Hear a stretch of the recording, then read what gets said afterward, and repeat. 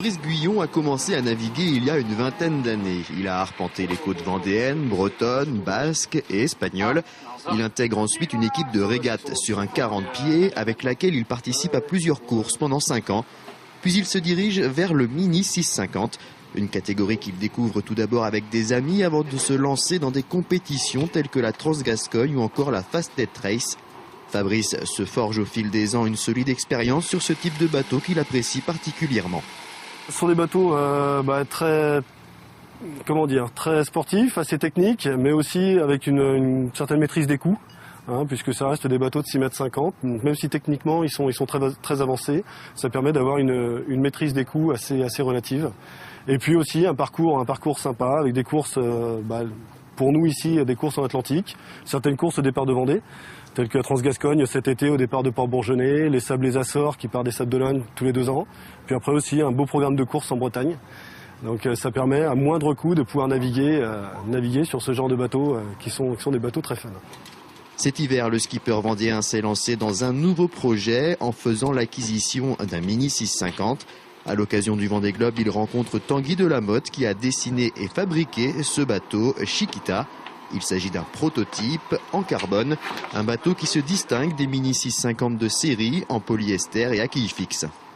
C'est avant tout un prototype, c'est-à-dire que c'est un bateau qui a à la fois une quille basculante, comme les bateaux du Vendée Globe, on va dire ça comme ça, c'est-à-dire que la quille va de gauche à droite, permet de répartir les poids en navigation, également des ballasts, donc des réserves d'eau à l'intérieur qui permettent tout ça de mieux réguler les poids à l'intérieur du bateau et de garder plus de voile, même lorsque le vent monte. Donc voilà, ça c'est une des principales caractéristiques de ce bateau. Celui-ci a une caractéristique très spécifique puisqu'à ma connaissance c'est un des seuls.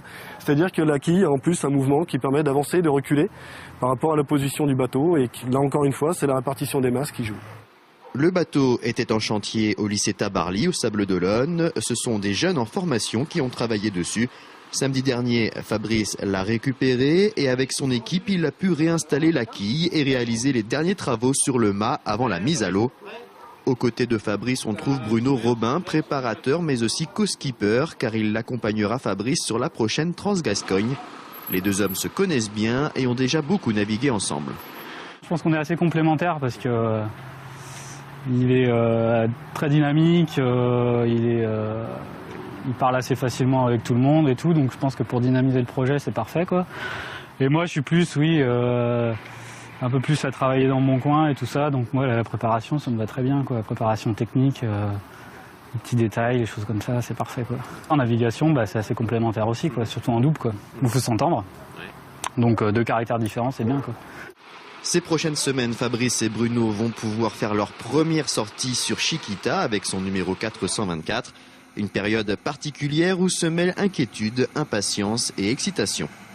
Il y a l'inquiétude déjà sur le bateau en lui-même, puisqu'on est en train de finaliser certaines choses. On espère que tout va fonctionner comme il se doit. L'impatience de naviguer, bien sûr, l'impatience de naviguer sur ce bateau. Et puis, je dirais aussi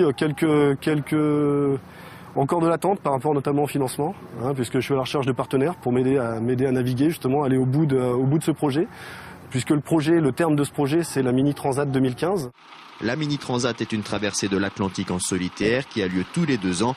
Elle part de Douarnenez avec une escale aux Canaries et une arrivée à Pointe-à-Pitre en Guadeloupe. Avant cela, Fabrice pourra s'entraîner sur la Transgascogne fin juillet. Une dizaine d'autres épreuves sont également au programme jusqu'au départ de la Mini Transat en octobre 2015.